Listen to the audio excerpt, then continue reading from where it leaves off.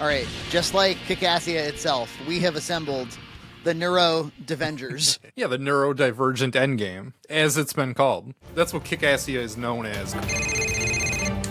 Hello? It's time. This has been a long time coming. I need everybody to understand why we're all here right now, why we're doing this. Oh boy, I'm excited. Are you excited? I'm excited. Excited! I've been watching Doug Walker. I've been invested in Doug Walker probably about as long, well, not quite as long as I have James. James, I discovered 2006, and I started watching Doug probably 2008, summer 2000. I remember specifically, I remember the job I was at. It was in a computer lab, and I would just kind of let that website just run. And I more or less kept up with him until probably like 2011, 2012, and then now I'll check in once in a great while. But obviously, lots has happened with the old Doug Walker, from the Change the Channel doc to the Wall review to people all turning on him to everybody being okay with him all over again because in contrast to James, he looked shitty, but now in contrast to James, he looks good again. Yeah. Well, he kind of like bullied James Rolfe online until like he would cross over, basically. That's what I did. I kept bullying James Rolfe until I crossed over. We're going to annihilate them, aren't we? We're going to annihilate them. Yes, film brain, but save your energy. You're gonna need it for all the pointless torturing we're gonna be doing. So you all know Jason, who we'll start, with introductions here. But he really is the reason that this is happening, despite the fact that I've been invested in Doug for a while. And actually, EJ, when we first met, like 2010-ish or so, I remember I had a Nostalgia Critic video up on the screen or something, and you were like, oh, you watched that guy too. That's how you guys met? Yeah, well, we connected over Doug Walker and Red Letter Media. So I got into Doug Walker probably with most people that era as I was watching Angry Video Game Nerd. And all of a sudden there was this weird, crossover battle event. Of boxes around. Oh, don't you talk about my boxes. I like boxes. And then I went over to his website and I started watching a few of his reviews. And I thought they're fun. I mean, like in that era, to have something that was kind of fun to watch, it was novel. So yeah, I watched his like original run. Like I think he hung up the mantle for a little bit. Right. So I watched through that, and then I just kind of dropped it after he hung it up, and then he went back to the Nostalgia Critic. He started out as ThatGuyWithTheGlasses.com. He had a character, That Guy with the Glasses, where he would answer questions in a comedic way. Do you want to build a snowman? How did you know about my plan about regenerating life into that of a dead snowman? I thought all my research on that was burned. He put out DVDs. Check this out. I can't believe you bought these. I was on their YouTube channel and I saw the Shopify link, I think. And I was like, what are you selling over there? And they're still selling DVDs. And guys, they're like $7.98 or something. They're not expensive. What a steal. Wow. And you can buy... Oh, yeah. Bullshit. That Guy with the Glasses volume 2, 3, and 4, but not 1. And then I was like, I can't not have 1. So I went on eBay, and the cheapest one was $50, and it was signed by Doug. So I did get it signed by Doug. Oh. Explain what's on those, because it's not the good stuff. It's like C-tier Doug Walker content. He's right. This DVD menu is for the incredibly stupid. That is to say, most people know how to operate this, but some are incredibly stupid. And every bit of this is like a Doug joke. Much like Kickassia, he packs in like a gag a second here. So like extra features, like the description, for instance. Volume 4. No, you idiot. You watch this. You don't read it. You place the DVD in your player and then you turn your mind off. Books are for reading. This is for wasting your time. Really? You're still reading? I just started off this description by insulting you, and you're still reading. You see where I'm going? Yep. That's not ChatGPT. That's Doug GPT. ChatGPT, please give me a Doug Walker rambling joke. I put in volume 1. You know what, Jason? You would fucking love it. What is it? What's in it? It's Yeah? This is crazy. it's I don't Doug, have these DVDs. I have no idea what's on them. So it's Doug dressed as a flight attendant. Oh no. What? Well. You're going to have to rip these and send them to me then. Yeah, he's dressed as a flight attendant, and it's just still images of him. It's not... I don't really know what it's meant to be aping or parodying. And he's like... And it's original audio talking to you like you're a passenger. Welcome to the That Guy with the Glasses DVD. For your safety, please remain in your seat at all times. If you would like some food or beverage during your viewing, tough shit. You may also notice a watermark with the site's address on one or two of the videos as well. This is due to the fact that we didn't think anyone would watch this crap. I'm glad to have these. Jason kept asking, he was like, why would you buy them? I think it's because I have the Red Letter Media DVDs and I have pretty much all of the original run of the Angry Video Game Nerd DVDs. Oh, wow. Nice. So, okay, this is what I knew about Kickassia before, like, this moment. If you remember the old That Guy with the Glasses website, you can see the banner through your mind's eye right now, right? There's, like, Doug smiling. And, yeah, and there's like, segments. And there's one that was Nostalgia Critic, and I believe it was in the top left. And Kickassia was up there, part 1. And I was like, okay. And I thought it would be a Nostalgia Critic review. And I watched maybe 5 minutes of it. And I was like, there's no review here. Nothing's happening.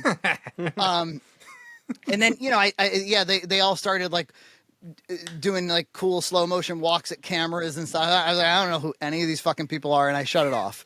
No. And I put it away forever until Jason comes forward and he's like, Kickassia is actually really good.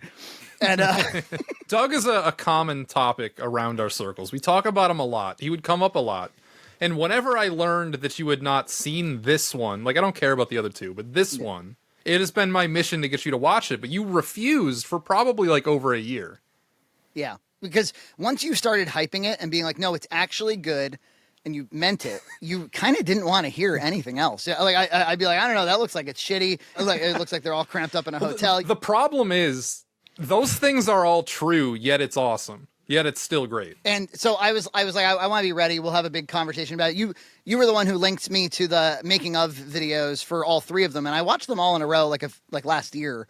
And I just kind of knew, I was like, we need like dedicated time to talk about this. There's a lot to do here. So I want to introduce Scott Dunn, who has an excellent YouTube channel, Scotty Dunn. You can find him on YouTube.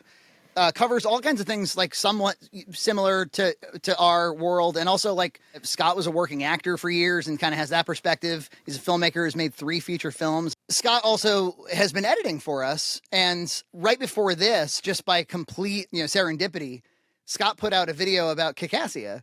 And you said it was because you saw Josh from Dancing with Ghosts stream it and it kind of like intrigued you. Yeah. I saw it. He popped up on my screen and Doug's been in my periphery for a long time, obviously, but I was always an AVGN guy. AVGN was so much funnier to me, and I loved his anger, and Doug is just sort of, we'll get into it.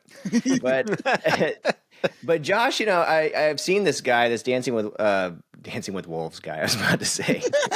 Kevin Costner of YouTubers. I once convinced a woman that I was Kevin Costner, and it worked because I believed it. No, I found it kind of relaxing and interesting seeing him like tear it apart. And it got me really intrigued because I'm like, this is internet history that I've never really dove into. And once I did, it was fascinating. And when you say as a filmmaker yourself, that on its own is kind of like an in, right? Where you're like, well, I've been out in weird situations trying to get a shot too. And like, here's where maybe I relate to this guy, and here's like where I don't relate to this guy, I have compassion for the guy. And I also found that I have some respect for him because, he's been doing this for a long time, and I know what it's like to get together with my friends and make movies on the cheap, and that passion that has to come forward to do that. I'm not just straight up hating this, you know what I mean? Like, there's something about it that I found charming. I very nearly had my wife watch it with me. Aw, that means she didn't. She's watched plenty of Doug over the years. I'll tell you, recently, Gloria has been down this road. She wants me to roast things. She's like, roast it, roast it, roast it. She just wants me to mock stuff. And like if we're reading a book at nighttime, she's like, roast it. Awesome. Yeah, it's great. She's a big fan of the Nutcracker, like around Christmas time, and she likes AVGN. And I was like, Doug Walker just did the Barbie Nutcracker. That might intrigue you. And she thought it was really funny to watch like anybody tear apart animation that bad. And she was like, anything else like that? And I was like, well, there was this movie called Food Fight starring Charlie Sheen that was, $60 million movie with terrible animation. The same guy does that. Check that out. And I completely forgot about that. It's probably been 10 years since I watched the review. Doug opens the review by parodying the Michelle Pfeiffer Catwoman scene from Batman Returns, where she comes home right after getting all bitten up by the cats. And she like answers the voicemail, and it's her mother, and she chucks the milk at the voicemail, and she like stuffs the stuffed animals down the drain. And you know what? I laughed harder at Doug doing that whole sequence from Batman Returns more than like probably anything James has ever made. Like it had me going. I was like, this is so fucking funny that he's doing this. We're gonna do a deep dive here, and I want to start out by saying, I don't want Jason to tell me I don't understand what this is or that I don't get this. Why would I say that? Have you not said it already? No. Dig up a time where I said that. Wouldn't you agree that maybe a more pedestrian critic would say like this movie was shot like crap or it was performed like crap? I don't want to hear that. In response to you. I like the way you debate. Yeah, I want to establish that I have been a kid, and I have made movies with my friends too. And I have embodied the spirit of Kickassia myself at one time, and perhaps still. I get it. I've been there. That's number one. There's two more important questions for the panel. Is this a feature length movie, or is this some kind of strange web video? I don't understand your argument against it not being a feature length movie. I feel like it's almost more like a blueprint for a movie. It's almost more like they went out to this place and they did like a camera test for what could maybe be something like a movie someday. You know, Rob and Doug said that they treated it like a trailer for a movie. It's a feature-length trailer. Doug and I, literally, we were talking about this. We wrote it with the intention that this is one giant movie trailer. So everything just is supposed to be over-the-top cliche. Here's the thing is, like, I don't know any of these people besides Doug Walker, so it's a confusing mess to me. It feels more like you are a fan of this website. You are a fan of at least a smattering of these personalities. And this is just a treat for you to watch them interact. And you point out the ones you like best, and when they appear. It's not a movie. There's a fascinating quality about this thing, not in substance, but in kind. It's similar to how The Room is a miracle, like where you can't manufacture The Room. Now, I'm not saying it's so bad it's good. We're not making that argument, Jason. Just fucking keep it in your pants. Doug, and this is true of, in fact, I think Dan Olson said it, of his Wall review. There's a collision here of high effort and extreme laziness.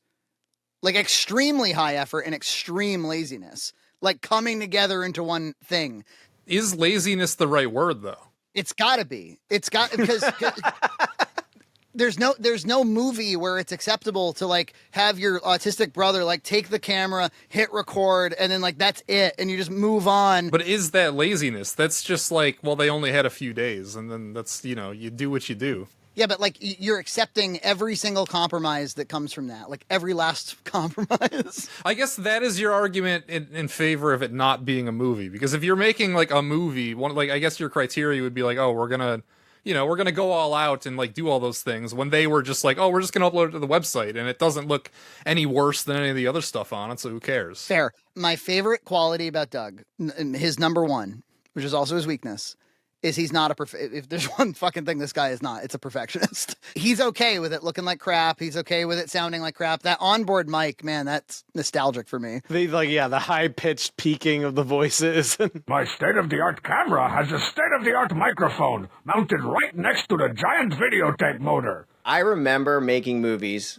and that feeling like I just disabused myself of like worrying what the camera looked like, what the sound looked like, and all I cared about was like the vibe between people, like the fun coming out of me. And then also, you know what I think happens with them is that they see something in their head that isn't necessarily coming onto the screen, but if it happened in their head, it feels like they're like, we got it. Yeah, there's like sort of like a sustained cognitive dissonance, like at all times. Some could call it passion. They don't see the hotel room behind them when they're crammed into it. It's something else. It's a boardroom. It's something else. I keep trying to convince Jason that like I don't care that much about, the crappiness level.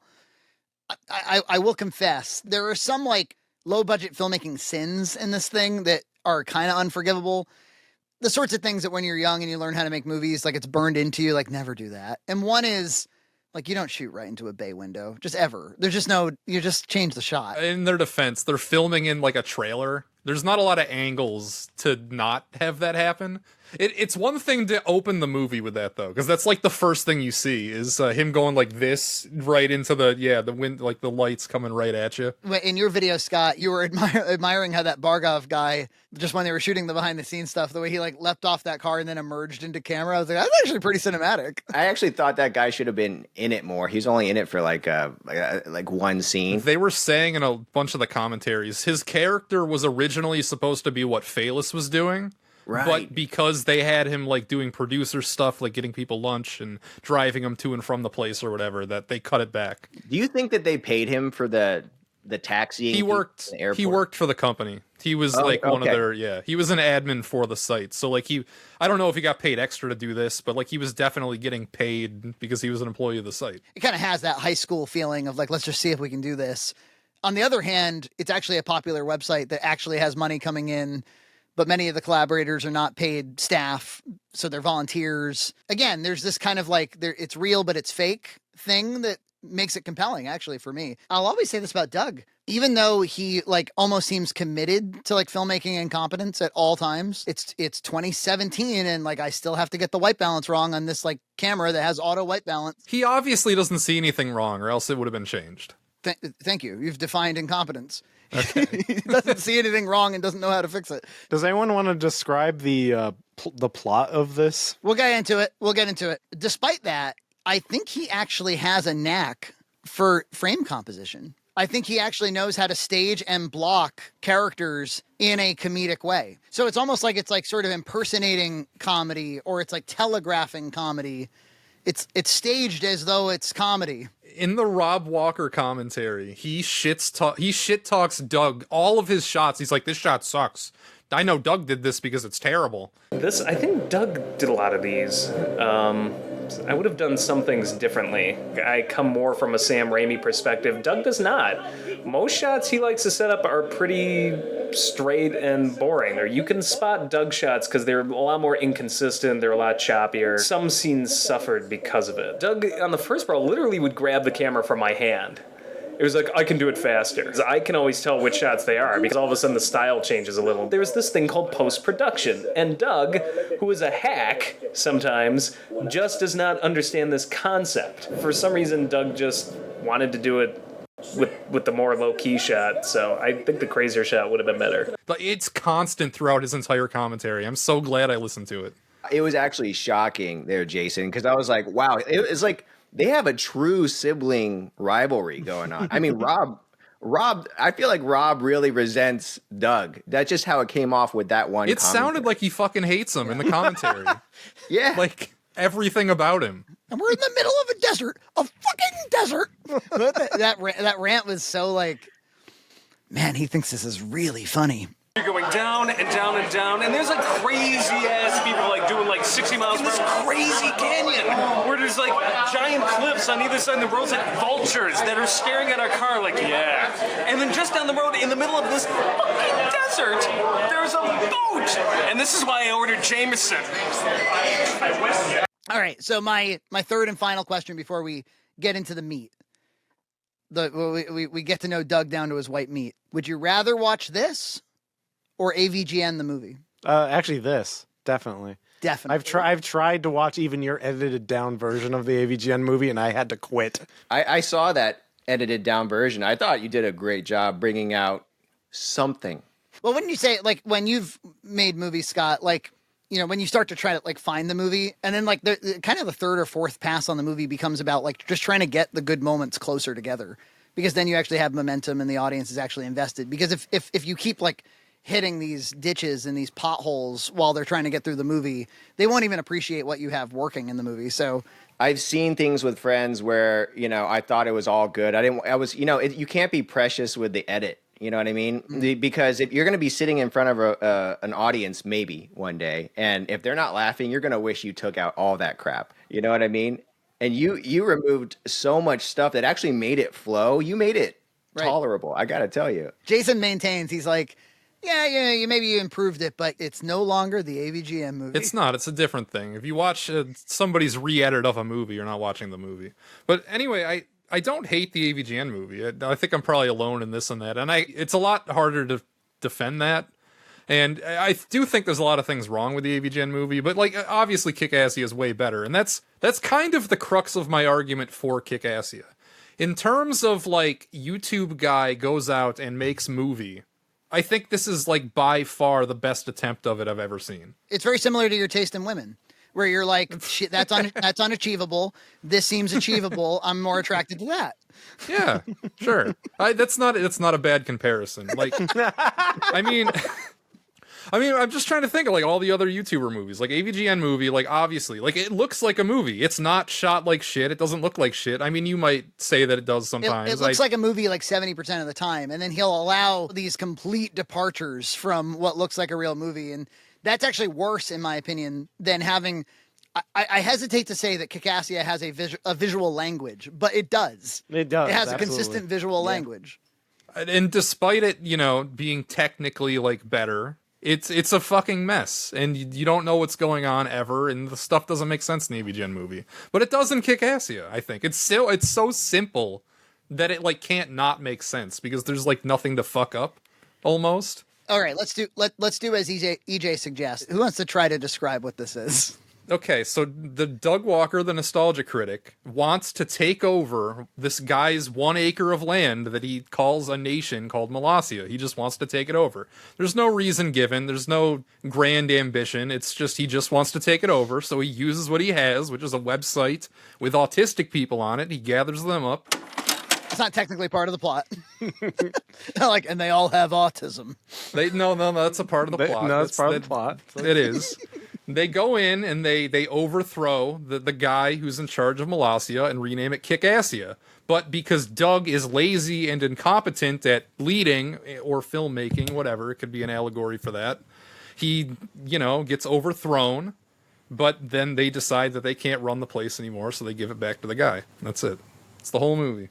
And this is like a real guy who pretends to have a micro nation, right? Yeah. There's a website and everything. I'm looking for my notes. They take Kickassia, they overthrow the guy at 30 minutes. This is a 90-minute movie. End of Act 1, 30 minutes. Like Doug, again, like this is what's so strange. Is like for such a sloppy thing, there's a certain precision to it, and I actually do think it has a better 3-act structure and a better like narrative drive. And honestly, like probably better sketched characters. I mean, some are completely nonsense, but probably better sketched characters in the AVGN movie. Absolutely. In every facet, it's better. Better than The Acolyte. Probably. Yeah. Oh my God. Doug Walker should be given an opportunity at Lucasfilm. That's another amazing thing about Kickassia is that it has so many people, yet they all feel like they're different people. And that's hard to do.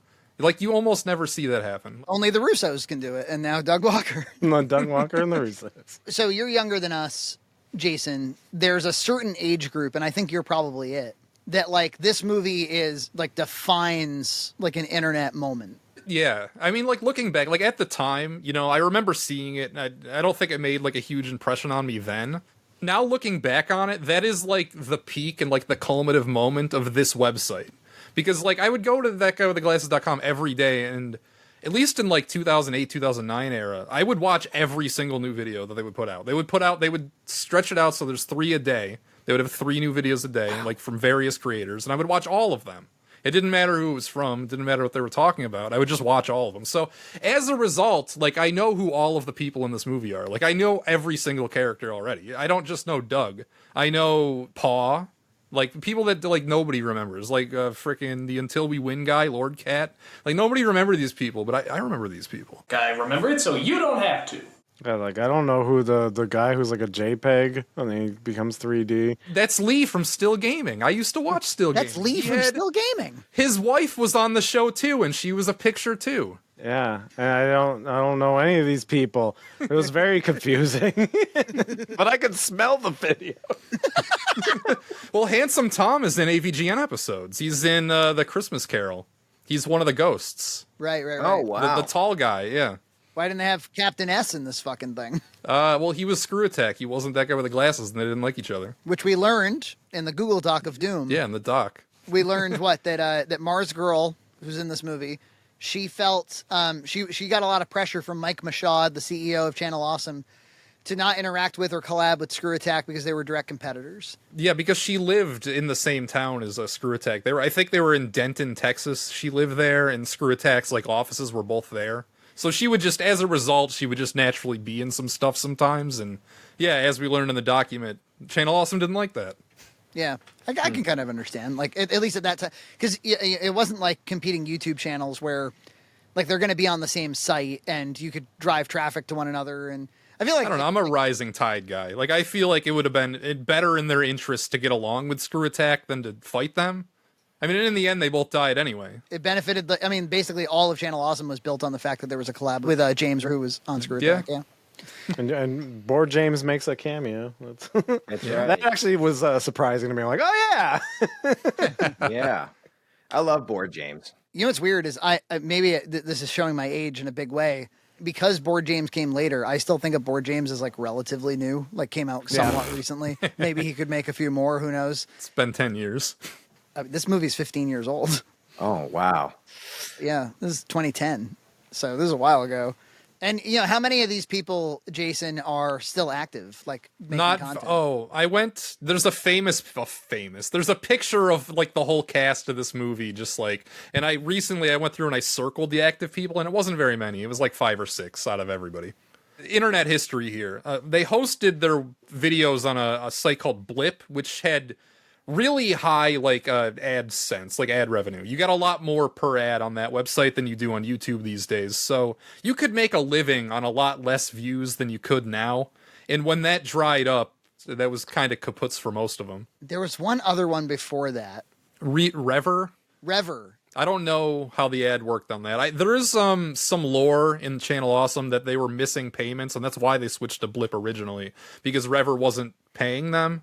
I only recently became aware of Linkara's rant. Furthermore, I need you to be watching the ads. Lately, many people have been using ad blockers that prevent them from seeing the advertisements in Blip videos, including my own. Some people have told me that they do not wish to support a product that they don't feel is worth the time sitting through the advertisement for. In other words, they didn't like the video. And for that, well, okay. Let the ads play! Where can I check that out? The Linkara. I'll start by saying Dylan the Night Owl did a 4-hour video on Linkara, and I think some of us here watched the whole fucking thing. Yeah. But you can go directly to search for Linkara, watch the ads or something. There's basically there's 2 Linkara videos that cannot be missed. That's one. The other one is him chewing out his audience for asking when the next Power Rangers review is going to come. Let me say this once again, since apparently it was not made clear when this video series began. History of Power Rangers has no set schedule. The videos are done when they're done and will be released when they're done. History of Power Rangers has no set schedule. Videos are done when they're done and will be released when they're done. It's so good. Yeah, Linkara did a series of videos called The History of Power Rangers. As a Power Rangers fan, I actually enjoy them. They're by far one of the most successful things he's ever put out. And so people were asking him to do every season. And I guess he was so completely enveloped by making a top the fourth wall. And boy, did he make a lot of that shit. Holy shit. This dude loves being in an apartment or in a hotel with a tripod and fighting himself in various costumes. Every character is some version of him. And I'm watching this recap by Dylan the Night Owl, and I'm like, it gets to the point where there's so many Linkaras in the room that my soul leaves my body. And I look up on my soul is Linkara in with Halloween costume parts glued to him and a Home Depot tube and fishnet on him. And I'm just like, what's going on? It's like Winnie the Pooh leaving the body. I don't know, sometime around Power Rangers Lost Galaxy or something. He was like, many of you have been asking when the next Power Rangers is. Yes, I have seen the David Yost interview. No, I do not know when the next Power Rangers will come out. I'm trying to do, the last time I impersonated Linkara, it was more like, like how dare they? It was a little bit more in the throat. We shared a website together for a decade. We shared an apartment. Did that hotel lobby mean nothing? You're doing it better now. And there's a little bit of a lisp.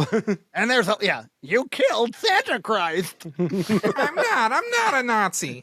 I'm not a Nazi. That's a guy who can never act because he can't keep his eyes are not under control. Dude's eyes are not he's I don't know what he's looking at. I don't know if he's looking at the camera or he's like introspecting too much or what. But that dude's like eyes are everywhere, but he doesn't know the truth of whatever character he's playing. Let's just put it that way. Well, the other guy too, Phaelus, he was very shifty-eyed in Kickassia to the point where I was like, who are you looking at? Like, do you have cue cards or what?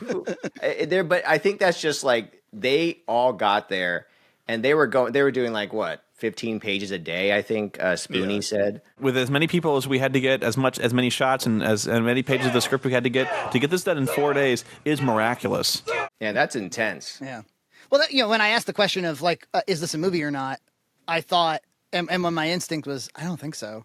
I thought, well, the last time I made a feature film, it took me 9 days to shoot it, and I consider that real. But I do think those additional 5 days made a big difference. You just think because they shot it too quickly, it can't be a movie? Like, for me, that like doesn't matter. Like, why would that matter? It wasn't released with the intentionality of a movie, I feel like. Well, I mean, it was released in 6 parts over the course of a week on the website. It just queefed out on the website. It wasn't even like marketed, I don't think, was it? I mean, it might have been, but I mean, they did make it a trailer apparently, but like, I don't remember the marketing. I didn't really realize it existed until people started talking about it like 10 years later. What constitutes a movie? A presentation of audio and video that tells a story with a beginning, a middle, and an end. Yeah. And we're like, yeah. We joked about renting a theater and playing it like an AMC or something, because you can do that these days, and having Jason and sort of treating him in sort of a Make-A-Wish kind of gesture to Jason. Oh, we didn't even go over that. I watched this like physically with you in that room. Yeah, in this very room. You were here and I was there. It was the first time I've ever seen the movie blown up on like a TV. I think the only times I've ever watched it are on like my phone or like a laptop screen. And the most popular version, the Leisure Suit Rant Fiend re-upload, it looks really bad on a TV. I like it. There is a 4K 60 FPS but we put that on and it looked much better.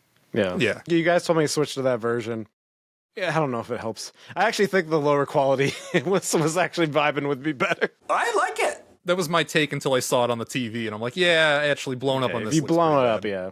It would have been better to watch it on a DVD on a smaller screen or something. And for those who don't know, for the uninitiated, this was like a limited print DVD situation, and these things are not available anymore, and you got to pay $500 if you want one. What? Whoa. It's On like eBay? Earthbound prices. There's one for $200 on eBay right now. There's one for $200. All right. After this video, it's going to go up. What about Suburban Nights and To Boldly Flee? Do those have DVD releases? I guarantee they go for less if they do. Oh, well, they do have DVD releases, but like you could probably be had for less. They could fit To Boldly Flee 3 hours and a half movie on a DVD. I was just going to say, Frankie, like what makes a movie? I do consider this a movie. I mean, I don't even know if I should because it was originally like a mini series, but like queefing it out onto their website. I mean, that's what they do on Netflix now. And, Right. I mean, I consider Netflix movies. Yeah. I can't take credit for queefing out. That was EJ. That was me. Because I was like, it was the Coen Brothers movie, the new one. I was like, did they really just queef out a new movie onto Netflix? Scorsese with The Irishman and that Coen Brothers movie. Like, you telling me Martin Scorsese and the Coens are queefing movies out onto streaming these days? But Doug Walker did it first. Doug Walker, I just put this in my notes because it kind of resonated with me. Written, edited, and directed by Doug Walker. Which Rob Walker took issue with in his commentary. Really? What did he say? He's like, well, I helped with this and that, and I suggested that line, and, just all that bullshit. Written, directed, edited by Doug Walker, yeah. Bit of a micromanager, that guy. Interesting thing is, it's not all 100% written by him. Written, I can understand. I can see somebody sitting down with a pen and paper. No, you're going to go, nobody directed this. Look at it. No. Directing, I see it. I see it on the screen. It's completely. It's the editing that Look, if you handed me the raw footage of Kickassia, the 4 days of raw footage, it'd take a lot of hard work and a lot of time for me to edit this fucking movie right here. And this is what's confusing. It clearly took time and energy and passion. An energy and passion that needs to be maintained on some level for the weeks and weeks that it takes to put all this together. You don't just make something like this on accident in an afternoon. This would have taken weeks, if not months, to coordinate. All of which you can cut a lot of corners on, and make no mistake, the corners here are extremely cut.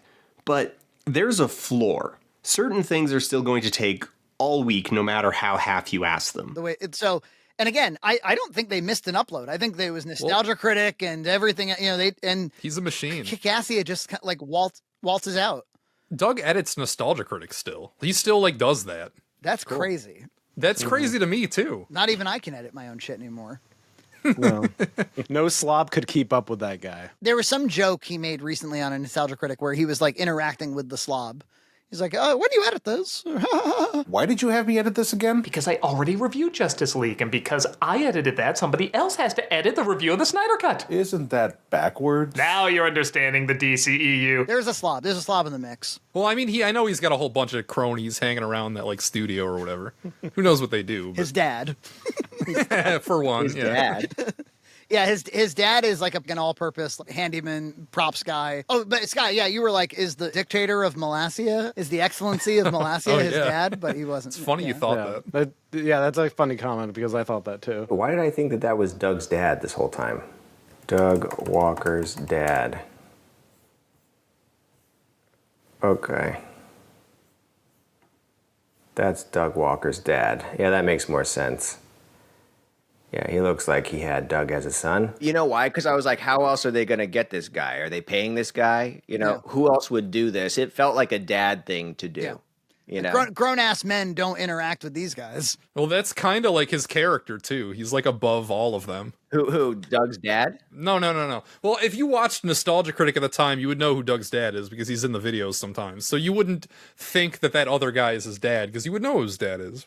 Yeah. Right. Yeah. Well, I'm a noob, Jason. Yeah, I got you. But I did like your what you found out in your video, Scotty, where he was supposed to be more like manic, like everyone else in the video, but he was like, no, I should be like cool as a cucumber. I should be against all the Bugs Bunny, Daffy Duck guys out there. So Kevin Baugh is the hero of the movie, in my humble opinion.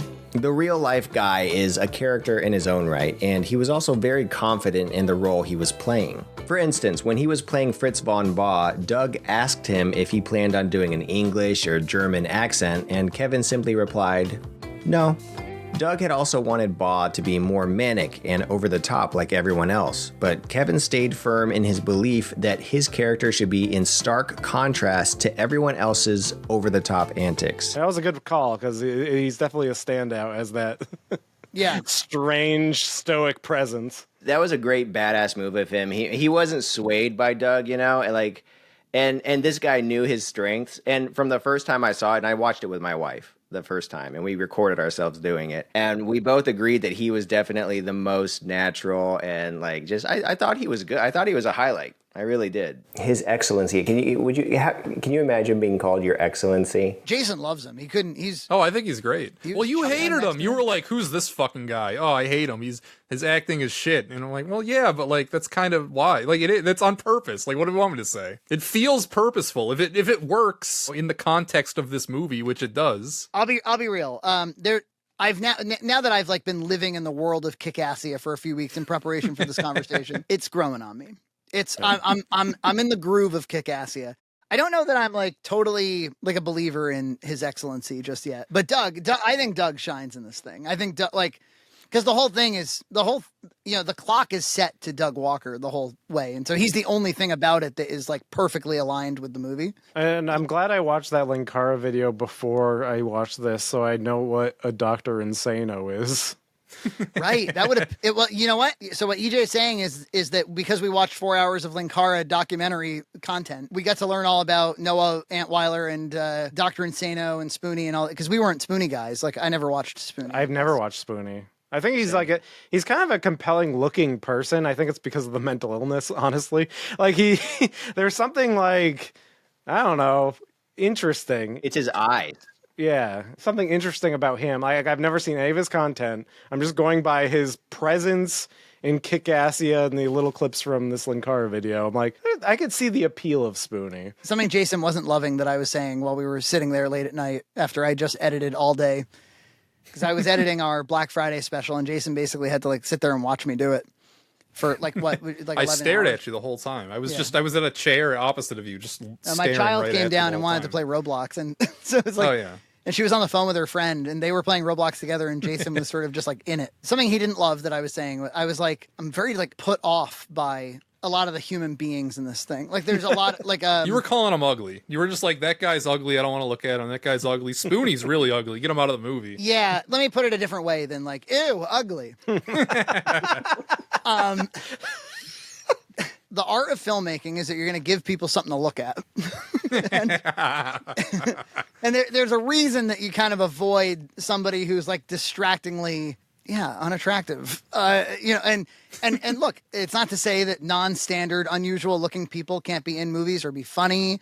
Or, obviously comedians, hilarious people, the Chris Farley or the world's whatever, but like I would even say like a John Candy though is like a really attractive guy. He's big, but he's a charming, attractive guy. But when you shoot these extreme close-ups of Spoonie's like face and like lips and nose, the whole thing I felt was like very assaulting at times. I mean, very few of the people watching this would not know who Spoonie is. Only a newcomer would have that thought, like, who is this guy? I don't like looking at him. Understood. We would be excited that he's transforming into Dr. Insano. And isn't it true that Linkara and Spoonie were shooting some of that Linkara Dr. Insano collab stuff in tandem? Yeah. Hell yeah. And it was upsetting Spoonie, too. Spoonie was having a hard time. I listened to his commentary, and he was like beat up that first day. He was running around. I don't even think he was drinking a lot of water. And Linkara kept trying to do a collab with him. And that first Spoonie, night, come to my room after the shoot. And we can, you can be Dr. Insano, and it'll be fun. I got the script here. Make sure to show up at my hotel room after the shoot. I think we can get 15 pages done just like Doug did today.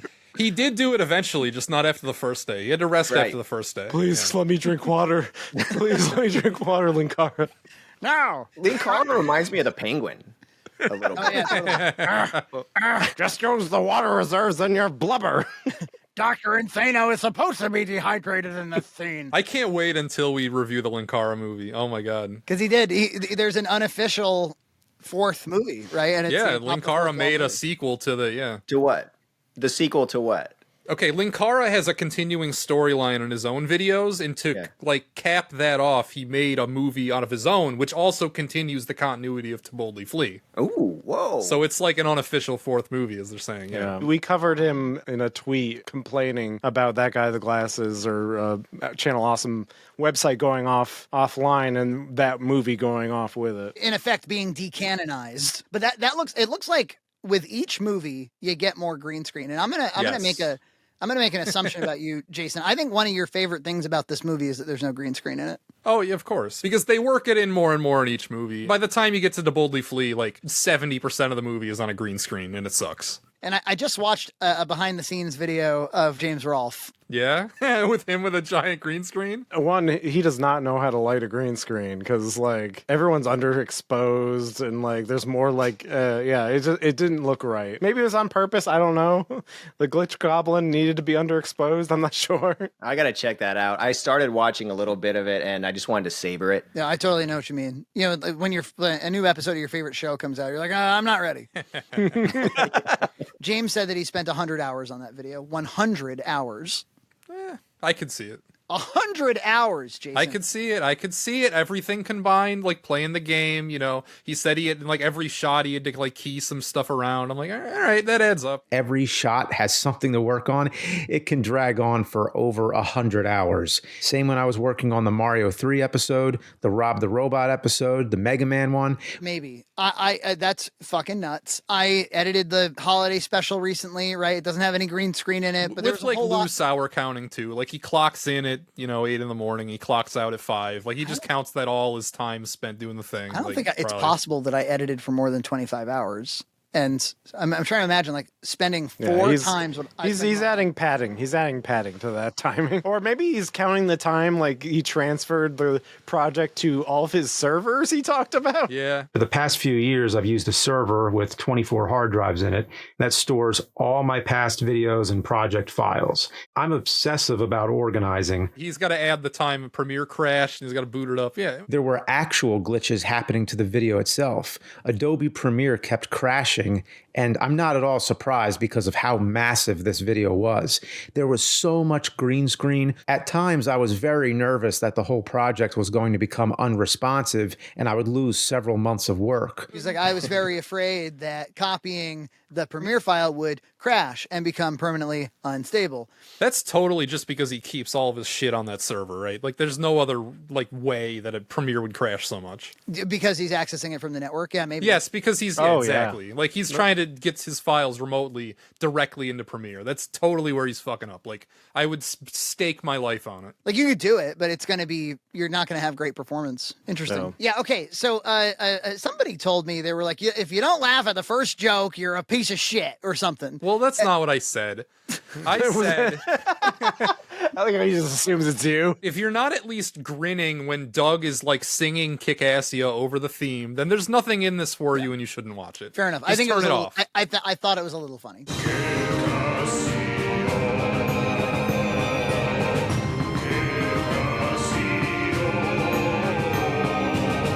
But I thought that using stock graphics, which apparently was like we just thought it was funnier to use the substitute graphics. I thought it was a lost opportunity. What? What should have been there? They had something. Yeah, well, they had the tapestries, right? But then between that, they had low res scans of history books. You don't like the reasoning he gave? No. Oh, it's lazy. That's lazy. That is lazy. That's not lazy. That's not lazy. Going, it's funny.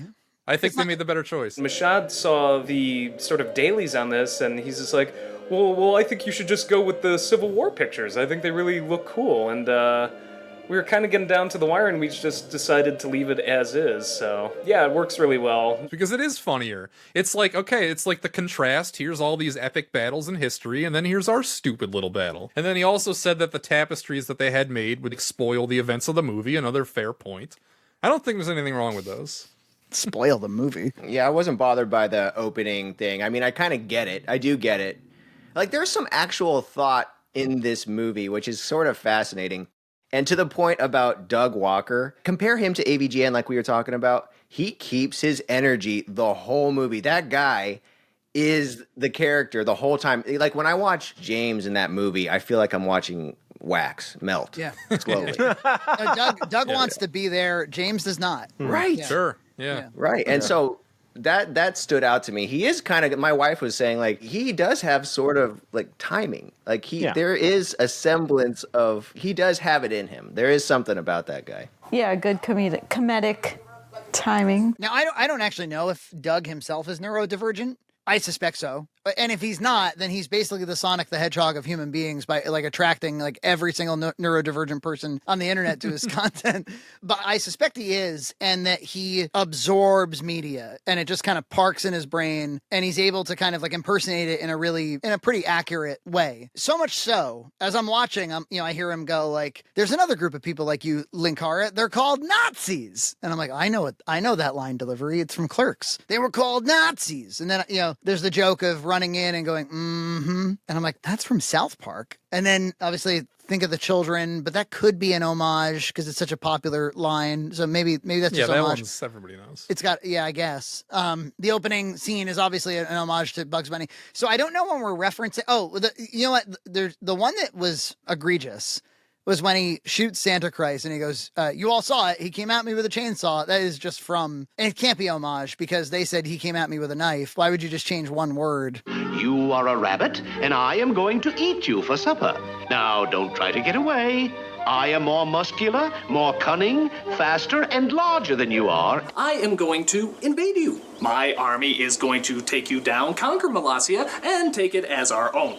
Now, don't get any bright ideas. Don't try to fight back or anything like that. My army is quite literally unstoppable, undefeatable, and of course, invincible. Why do they always want to do it the hard way? Why do they always want to do it the hard way? Believe it or not, George isn't at home. Please leave a message at the beep. Believe it or not, Sean isn't at home. Leave a message at the beep. You're out of order! You're out of order! The whole trial is out of order! You're out of order, they're out of order, the whole system is out of order. Let me tell you about another group of hate mongers that were just following orders. They were called Nazis. You know, there's another group of people that thought like you, Linkara, they were called Nazis! Molossia might be under attack in a couple minutes or so. Mm-hmm. Can you imagine that poor woman? Mm-hmm. Hey, won't somebody think of the children? Oh, won't somebody please think of the children? And it better goddamn well have chocolate chip.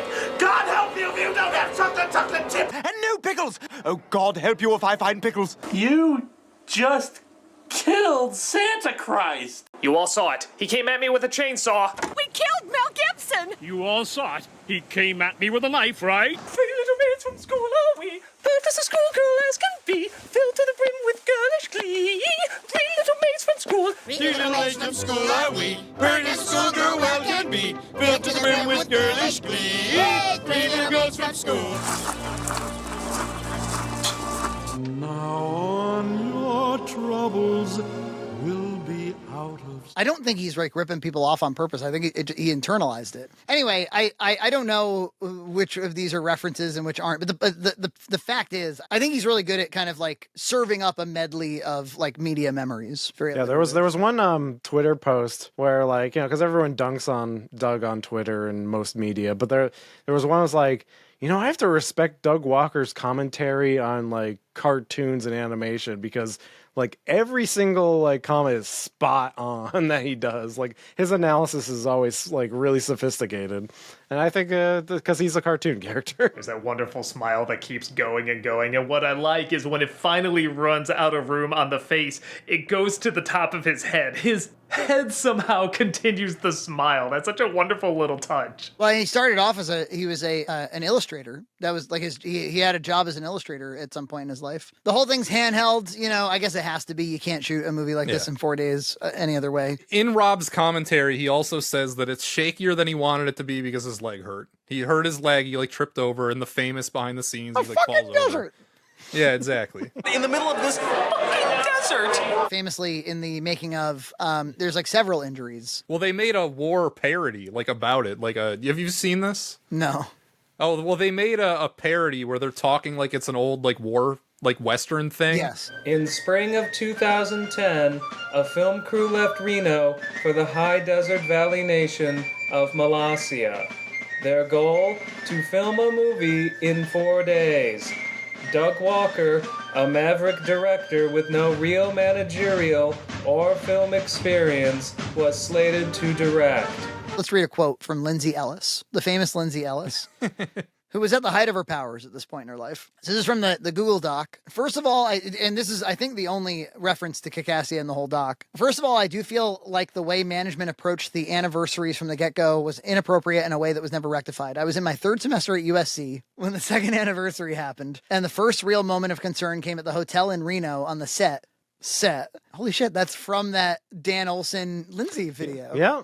They're like, the set. See, I think that they have higher standards for Doug than I do. I have very low standards for Doug. I'm like, I don't even call this a movie. I mean, like, I certainly don't call it. I haven't even commented about the color temperature yet. Yeah, I haven't even said anything about the yellows. But I've been on some sets by people who have never been on a real set that are just a total shit show. When Doug was explaining the schedule and I asked a logistical question, namely, what is his plan for Kraft services? Doug actually laughed at me like I was some princess expecting special treatment. Noah Antweiler, you know, the madman that went completely insane and is a disgrace on the internet, who was also there, explained that Kraft services is generally a given at any shoot, even student films.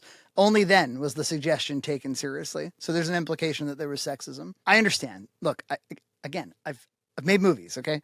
Yeah, you're supposed to feed people, especially if they're working for free. You offer them some food. I get it. I do. But can you imagine if you're in that hotel room and you've got all these people and there's no space to even move, the bathroom's clogged, Why do you assume the bathroom's clogged? Somebody knocked that thing. Somebody blew that thing up. Linkara blew that thing up the minute he walked in there. I'm really sorry. My bowels have no set schedule. Yes, I will be flushing it. No, the stink won't go away anytime soon.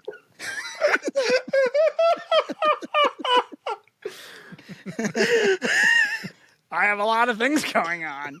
I'm just imagining Lindsay raising her hand and being like, "What's your plan for Kraft services?" It must have come off so. Of course, he laughed because I would say, "Look around, we're fools." You're fools. You flew out into the freaking desert. We're terrible.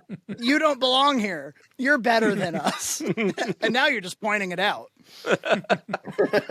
Yeah, that was, and also saying like it's a well, Noah said it, but it's standard practice at student films. That's not really true. As somebody who went to film school, how were craft services on those sets? Yeah, as you can see in the behind the scenes, like none of this shit mattered. They didn't have complaints at this stage in time. They only drudged up these complaints like once the relationship was destroyed and they hated Doug. Like, at this time when they're making Kickassia, they're not like, there's no craft services and it sucked. Like, they're not like that. They're like, it sucked and it was hard work, but we did it. Well, and what's I'm all proud this of it. about there's no water? The dude has a house. He doesn't have a water? That's a lie, because you see empty water bottles all over this movie. Yeah, that's true. It's just that Linkara flushed it all, unfortunately. I drank all the water. Would you mind if I blew up your bathroom? Spoonie was complaining too much, and I drank up all the water. I've done it. I've clogged Malassia's toilet. How reliable is the channel? Because I actually got some comments today on my video about like I would be careful about trusting that document. Jason, do you know? I mean, well, it's just all it is that it's just a bunch of people airing their grievances with Doug and the company. They got anybody they wanted to sign up, so the allegations range from being very serious to being like petty nonsense. They just got like anyone who wanted to say anything negative and just pile. On the one hand, Doug is a rapist. On the other hand, he took down the Atop the Fourth Wall movie from my website. Most importantly, it's no longer canon, according to Doug. Look, I didn't read it top to bottom, and maybe we'll do that someday. I did. You read it top to bottom? Yeah. The most entertaining part was when Doug and I think Rob dressed up as like samurais to escort some girl to like a safe house or something. I hope that part's true. Honestly, I do too. Out of the whole document, yeah. When he said, I really hope you like Quiznos or Taco Bell because that's all we got. I was like, Doug, I love them both. I hope you like Quiznos or Taco Bell because that's all we got. I was like, I miss Quiznos, man. I haven't had Quiznos in forever. I would do a 4-day shoot with you if those were the only two options, Doug. Scott, you would understand too. You know, when you're providing food to a lot of people, you do kind of have to consider what the food is. We all know that pizza can destroy a shoot because nobody can get up from pizza. You need something like with a little more food with a little more bounce to it, you know? I mean, my wife was always like producing the crap out of our movies. Yeah, same. And we did do the pizza thing for a bit. And everyone's sluggish. It's way too much to the pizza.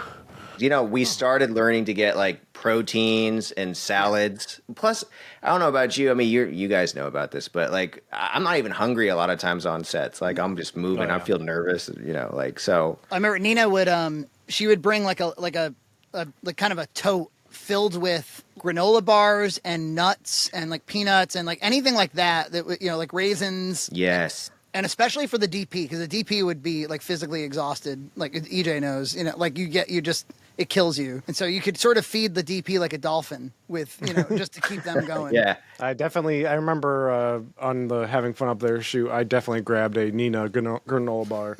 Just grab that. We should trademark that. This is, you can make do a side hustle with movie food. And then Lindsay won't judge me. We'll mail one to Doug just to, set him straight. How do you feel about the "it's time" joke? I think it's a little funny. Yeah, it goes on a little bit too long, but it's funny. Hello. It's time. Hello. It's time. Hello. It's time. There's some other direction to go with it that could have made it funnier. I think because the joke obviously is that like this is the way people speak to each other sometimes in movies, and there's never any confusion. And so the joke is that everybody's confused. But I think once it becomes like a call tree of confusion, it sort of falls apart for me a little bit. But just him and his face with his giant teeth. Yeah. Yes. That actually did tickle me. The movie has those moments where it's like, oh yeah, this is actually a good setup. This is funny.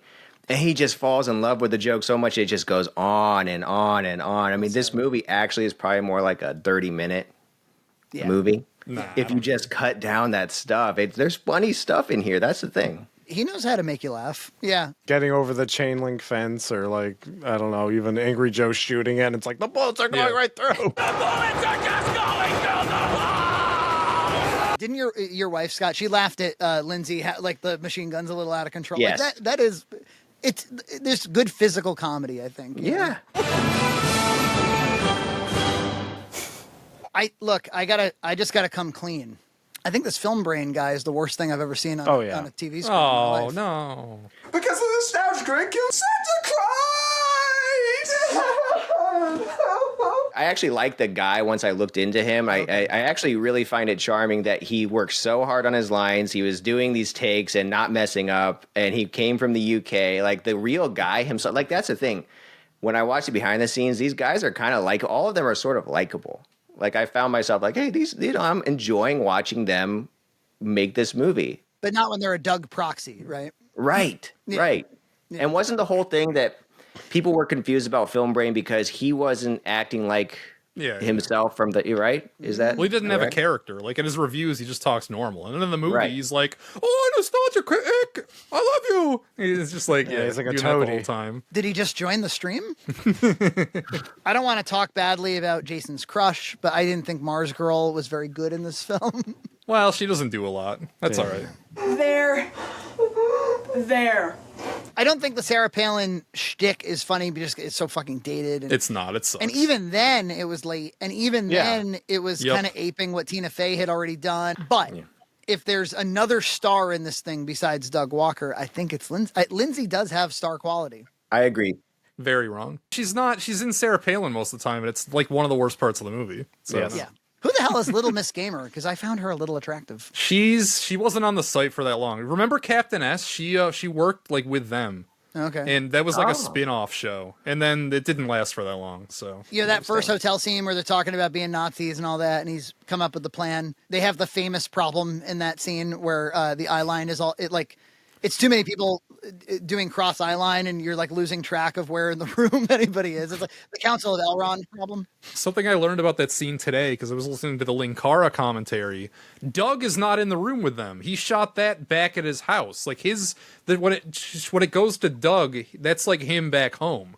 So they're not actually like. I don't know. It's like a weird angle too. Isn't it? Yeah. Like, It's like from the ground. Yeah. I thought it's because they were shooting like in the hotel room, and that's the only like angle they could get or something. Isn't that because they ran out of time? That's it. We just ran out of time. Or what was that? Probably. Because it had to. Yeah. It actually feels like something Doug would do so that he could just like do as many takes as he wants at home, comfortable, and get it right. That's not the worst thing. That's. I didn't notice. I guess so. That's some film magic from. From Doug there. I once had to. I wanted a Lloyd Kaufman cameo in one of my movies, and I could only shoot him against a white wall in his like basement, basically in New York, and it doesn't match anything. So Doug's got that on me.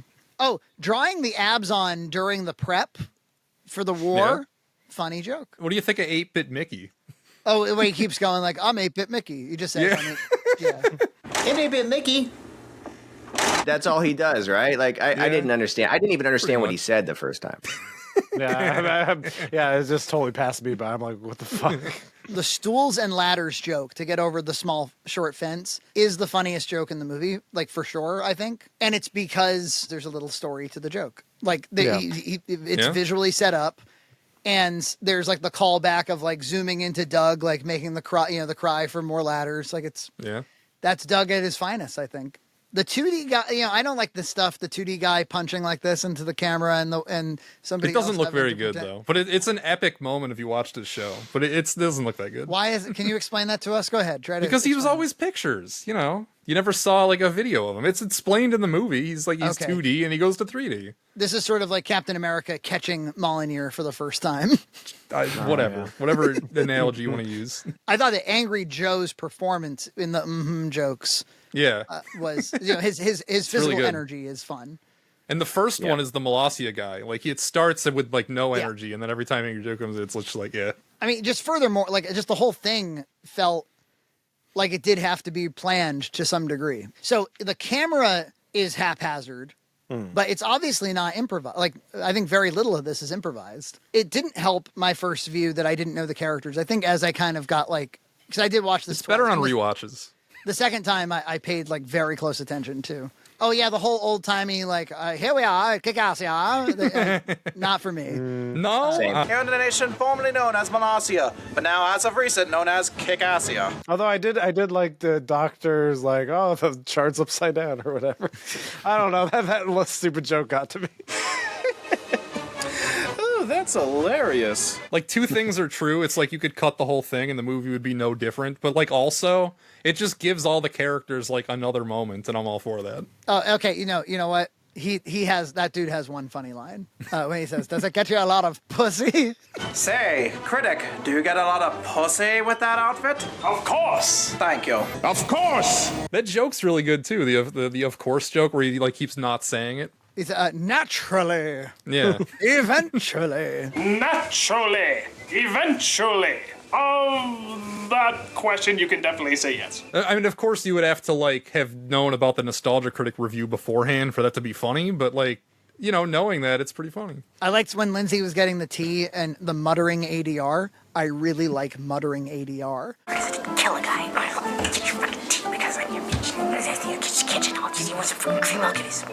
I don't think I realized it until I was like, oh, that's like a comedic trope that I really like, is when the camera's really far away from somebody and you can hear them like directly in stereo. You're like, goddamn thing. Because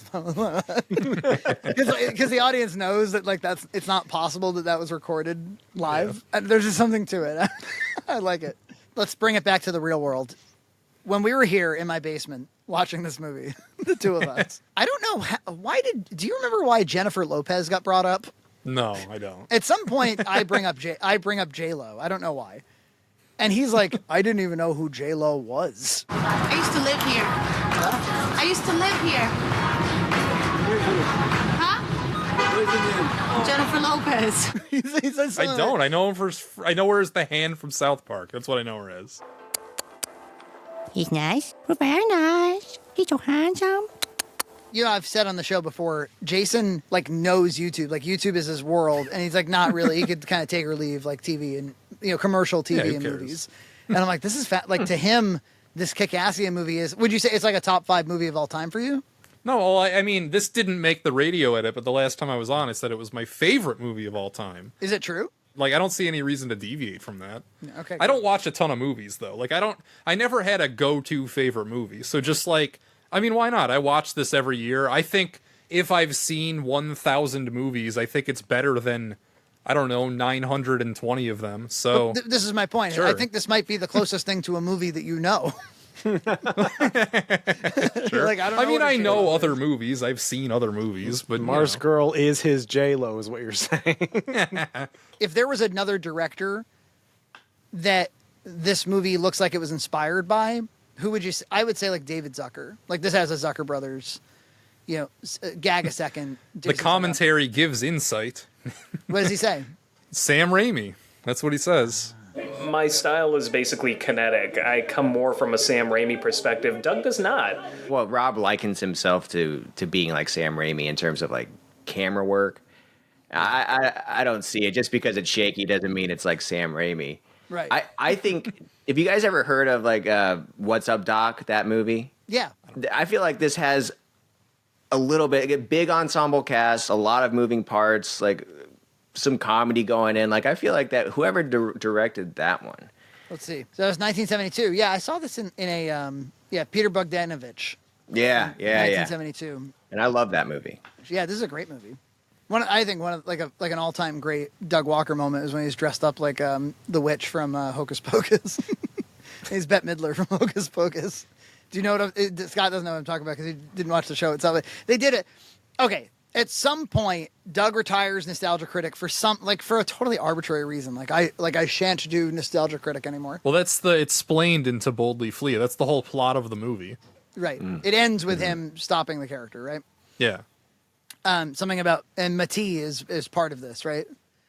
Well, sort of. Okay. Suburban Nights. He's in that one. Yeah. He.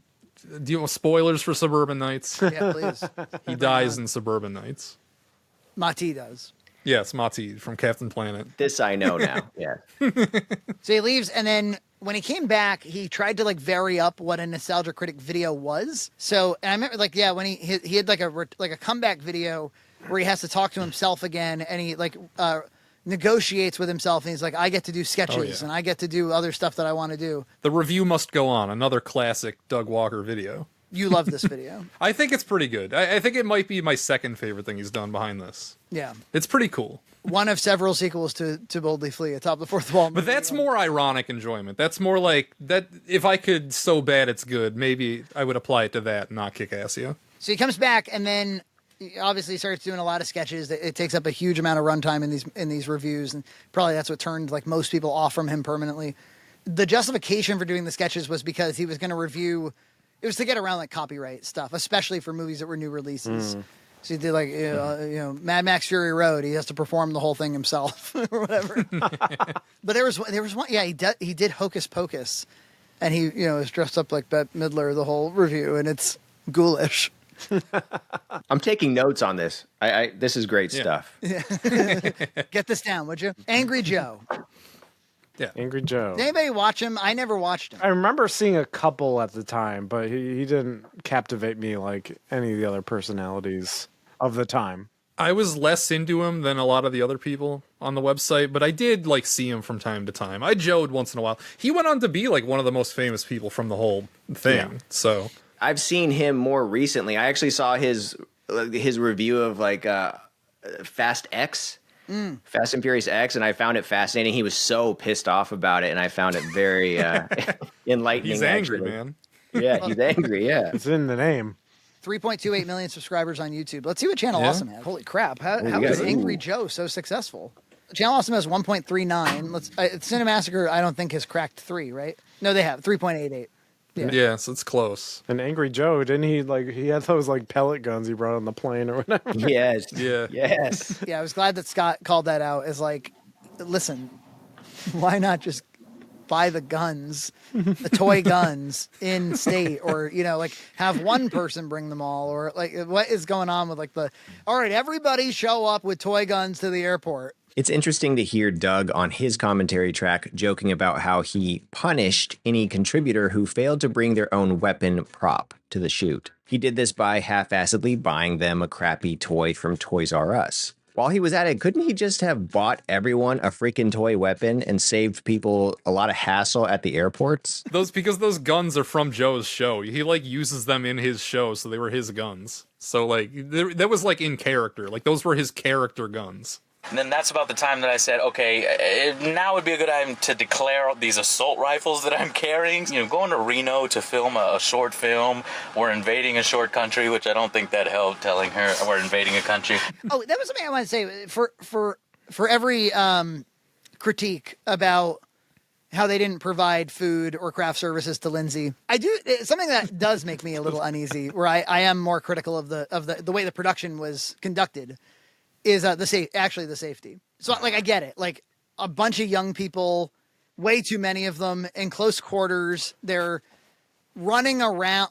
Look, the fact of the matter, if you take a bunch of people in their 20s in costumes that are cumbersome in the heat with rocks everywhere, just tell them to run, somebody's probably going to get hurt. Especially if somebody's walking backwards or And it did.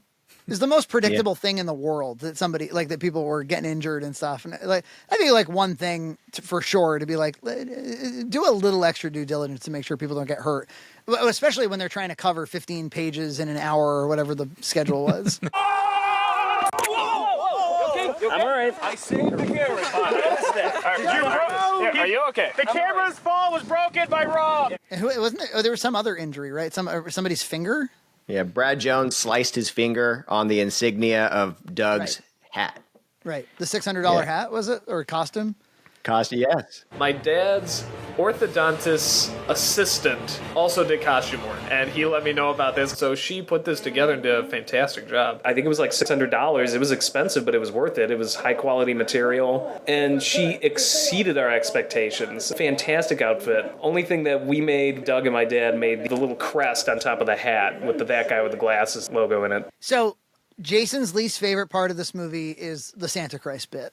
Yeah, probably. It depends. I mean, I think Santa Christ in general, as you said, is kind of cringe. And he is. That's the one part that I was so taken aback by it. And I laughed my ass off. It was, with no context, it is befuddling, right? Yeah. I just had a stone face, like, watching. I'm like, wait. That's a nostalgia critic in joke, obviously. He atoned for all our sins, but he also likes pancakes. He saved puppies from a fire, and he also likes pancakes. Yeah, I vaguely remembered it from Nostalgia Critic, but I'm like, well, he killed when he died, when he killed the character, he killed all of his in-jokes. He's like, no more stupid in-jokes. What am I supposed to go back to anyway? Quoting memes and running jokes? It isn't always about memes and running jokes. He had a lot of them, like piled on top of each other, and Santa Christ was like a reoccurring thing. Big lip alligator moment. And, yeah. He got rid of all those in the modern critic, which has been going on for like over 10 years now. He must have new inside jokes. He didn't replace them with like the same type. I mean, I'm not an ardent Doug Walker enjoyer anymore. I don't watch his videos all the time. I'll dip my toe in once in a while. How many times you watch Kickassia on an annual basis?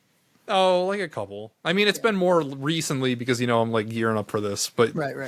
I'd say on average, like once a year, you get the itch, come back.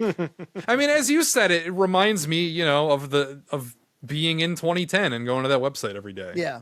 Like that's the thing to go back to. But the Santa Christ definitely feels like that era of internet, Yeah. like yeah. random. And I do chant, I believe in Santa Christ every time it gets to that part. You have to. It's mandatory for when you're watching. We believe in Santa Christ. We believe in Santa Christ. Pirate Ninja Pizza Jesus. Yeah, Pirate Ninja Pizza, yeah. It does feel like it works better if you're not expecting it. You're not aware of Nostalgia Critic or any of that inside joke stuff. It just hit me, and I laughed my butt off. Yeah. Wait a second, what happened? I don't know.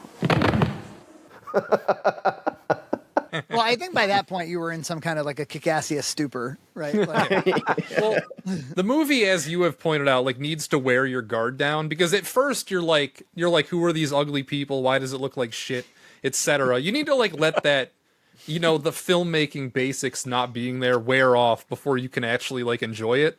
Yeah. It's you need to adjust to the crap factor. you have to go to Doug Walker's re-education camp and unlearn everything you've learned. And then you kind of come around to it and you're like, oh, actually, you know what? Some things kind of work and it's kind of funny sometimes. And I think the washing over you effect, because I saw this with all the commentaries. I saw this movie about 7 or 8 times in the last month. Holy shit, that's a lot.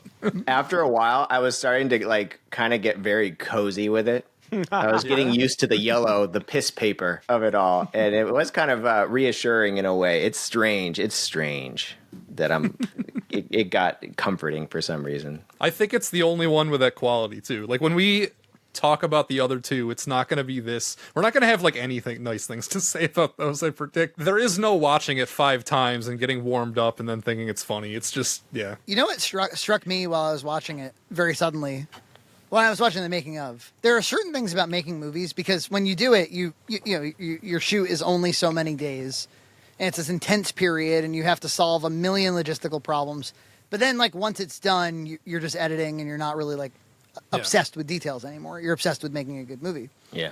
But this is why production is so challenging. It's because it's this like period of time where everything's at stake because whatever you capture into that camera is your movie now.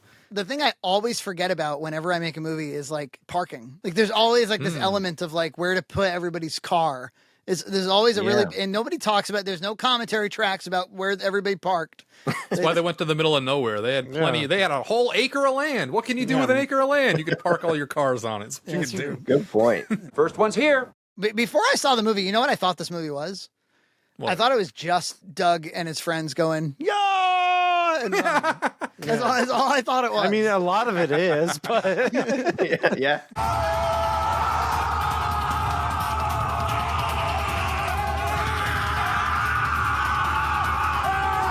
Well, that was always your pushback against watching, and you're like, I hate people Naruto running in the desert. You wouldn't say Naruto, but and I'm like, well, yeah, but that's just a part of it. That's like one scene. Yeah, but wouldn't you say it defines it? It's the palette of the movie. If you're gonna show one clip to represent the entire movie, I guess it would be the one where they're all running down the road. So yes. You know what drives me? Film Brain made me think of this. There's that outtake where he's going like, and then his big like monologue. Yeah. And they were talking about killing you, and they were talking about different ways of killing you, and the cinema snob was like, it's my plan, so I'll kill him. So I ran back here as fast as I could, but they saw me, so Superman broke in, and I got back here. And then he goes, oh my God, I can't believe I did that in one take. Oh my God, I can't believe I did that in one take. I'm impressed. Yeah, let's give it up for Film Brain. Do you dare leave now in your moment of victory? I would never leave you, critic. I know that, Film Brain. I don't think he's bad. That's his character. I know what you're saying. I'm not saying you didn't get it. I'm just saying. That doesn't make any sense, Jason. His character being annoying, what do you mean? How does that not make sense? You're like, hey man, the point of this is to put you off your lunch. That's not the point of a movie, is to make you miserable during parts. Yeah, but like, you're not supposed to like every single character in every single movie. Like there exist other types of characters in movies than ones that you're supposed to like. Fine. This is genius avant-garde. I'm not saying it's genius avant-garde. I'm just saying that, like, he's written to be annoying, so he is. No, he's off-putting. Like, there's something, there's an aura that he exudes in this movie. I don't know anything about him as a real person. The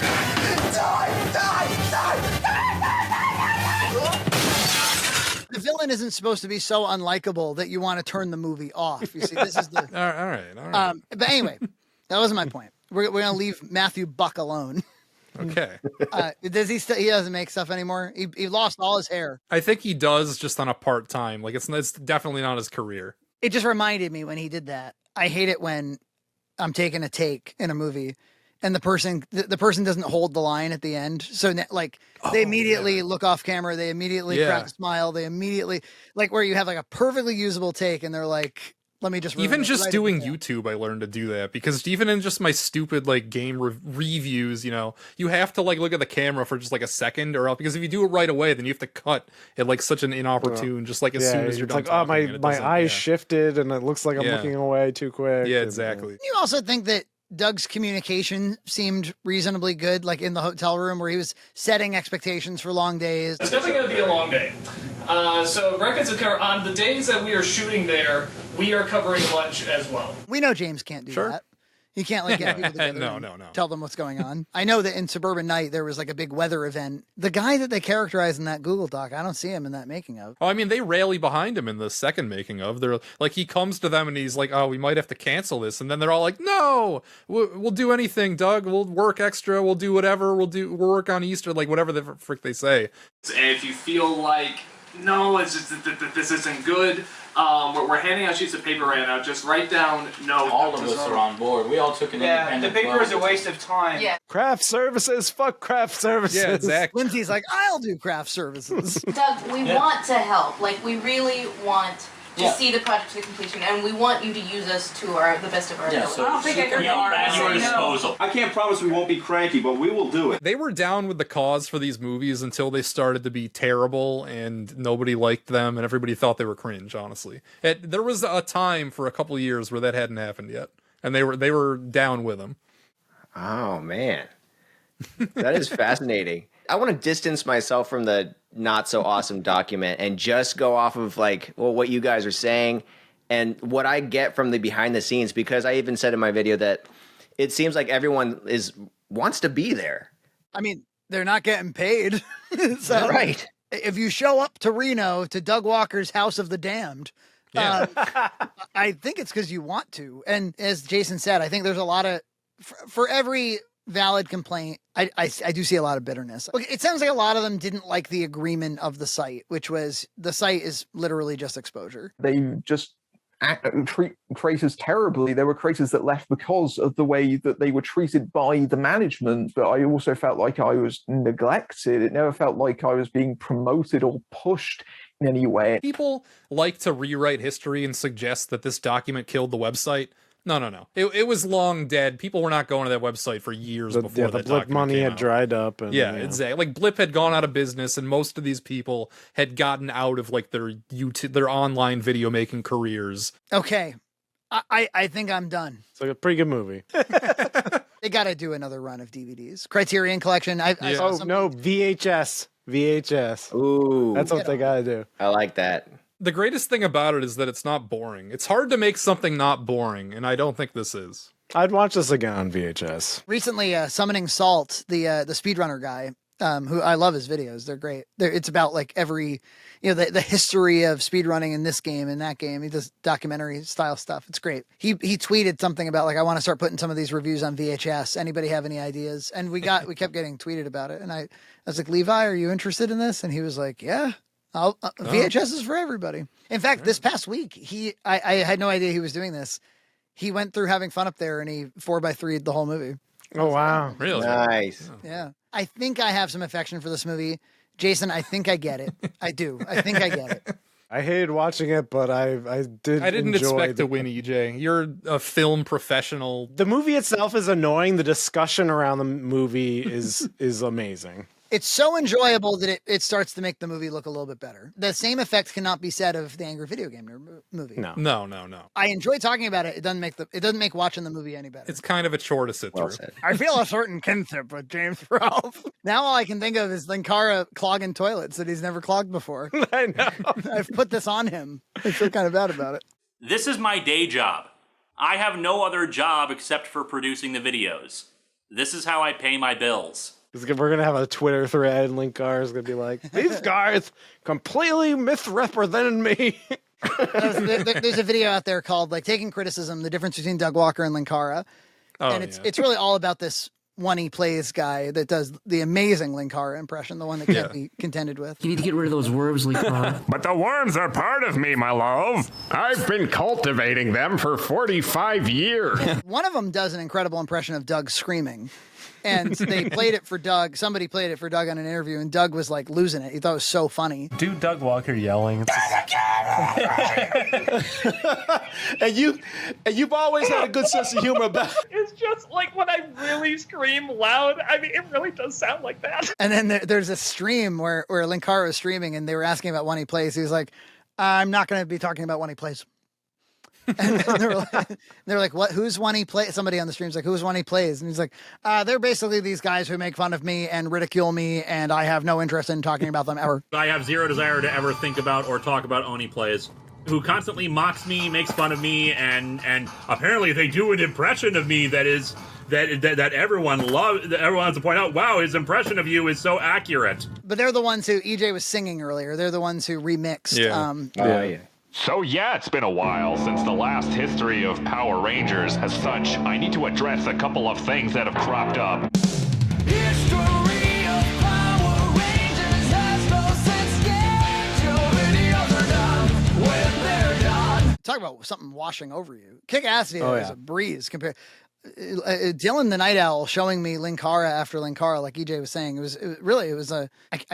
I've never done like psychedelics or mushrooms or something, but this has to be the kind of the media equivalent. So I must say, Dylan had made a few videos about Linkara, mostly about his books and his comics. Way too long, way too cringe. This is the perfect balance. The one where he just covers the Channel Awesome stuff. Perfect balance of cringe and entertainment. Dylan coined a term called cringe FOMO. Sure. The more of it you watch, the more you're like, I don't really want to miss out on this. I don't really want to not know what the plot line is. This season of Linkara is in his apartment. You see a bunch of crazy lore and stuff being referenced, and you get cringe FOMO, where you're like, man, what the fuck are all these people doing and talking about? I guess over the years, I felt like I had a little bit of cringe FOMO when it came to these Channel Awesome movies. There was like a genre of, or kind of like a series of videos that was coming out for a little while, probably around the time that the Change the Channel doc came out, that was like, I watched these movies so you don't have to. So there was like a conceit that was like, nobody's ever seen them.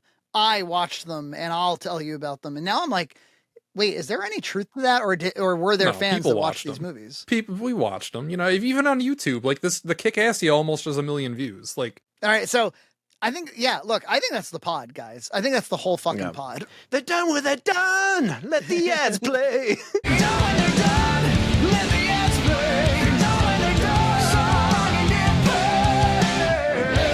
I want to thank Scott for coming on. If people are into the Kickassia conversation, they've got to check out your video. I really love, there's an expectation with these kinds of coverage videos where, you know, it's like voiceover and you show clips and maybe it's you on camera for a moment or whatever. But Scott really changed up the format where like some of it's he and his wife watching it. Some of it's him like reading the IMDb reviews for the very first time. So you're getting like an authentic reaction. I just thought it was like a really awesome way to like, especially since you didn't grow up with it or you didn't like follow him, to kind of like uncover, to like peel back the onion. I really appreciate that. I mean, I had a lot of fun doing it, and I wouldn't say I'm turned into a fan of Doug Walker, but I do have a little respect, like I said in the video, and you're compelled. You're compelled by the man. I am compelled. I really am. You see his teethy grin, and you want to just jump into it. No, look, when he quit his job and he filmed it, dude. I sort of was tempted to call myself a fan.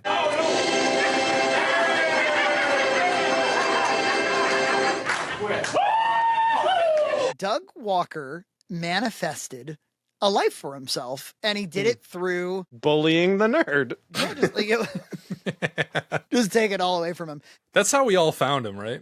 Yeah, I saw him being like, "I hate you, nerd," against like a terrible white wall, and I was like, "Oh, there's more of these fucking guys." I thought I only liked the one, the James Rolfe guy. I have a bone to pick with one angry video game nerd.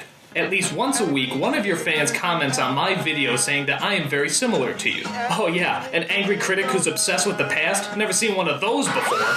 And I watched the Ricky One review by James at the time, and then what was that when Doug did Baby's Kids? Yeah, it was. Well, that's on one of these DVDs. Let me tell you. Hell yeah, that's a good video. Like legitimately, it's pretty. So maybe these DVDs aren't so bad. If there's one piece of Doug Walker content that I'll like throw everything aside and watch it when a new one comes out, it's his commercials videos. So Nostalgia Critic will. Oh yes, definitely. It's 30 minutes to 45 minutes, something like that. And it's him roasting old commercials. Ooh, I like that. Scott, you're in a great position because he's uploaded like 10-hour compilations of all of them. So you can just talk about washing over you. You just mainline Doug commercial content. Actually, that sounds like I'd be interested in that. I love retro commercials. And occasionally he'll go outside of the nostalgic commercials. There was like this series of commercials where like a panda just starts like destroying things, and that's like the commercial. Just you know why. And So yeah, even the music's creepily uncomfortable. All right, so yeah, you know where to find Jason Graves on YouTube. Yes. He just put up. I'll be around. 2.5 hour Chrono Trigger retrospective. Is this game worth my time? Is Chrono fucking Trigger worth playing? Of course it is. It's in the name. It's Chrono fucking, that's a part of the title, Trigger. I have Chrono Trigger playing in the background in honor of that video. It was very good. That was something that I had to make, you know. It had to come out. Like, whenever I'm, like, done doing YouTube, whenever that is, like, that's one video that had to exist. I liked how you went, like, almost play-by-play and analyzed each portion of the story. And it also made me think of, like, wow, Chrono Trigger is very tight enough that you can make that video essay very compelling. I usually think that's a hack move when people are doing, like, video essays where they just go in chronological order and comment on the thing. But, like, in the case of Chrono Trigger, I felt like I had something to say about like every little thing. I was nodding my head in agreement the whole time. So Jason Graves, and check out Chrono Trigger, and then Scotty Dunn on YouTube as well, who's got a great backlog of stuff and like needs more subscribers for sure because his content is A+. So check him out as well. Thank you. history of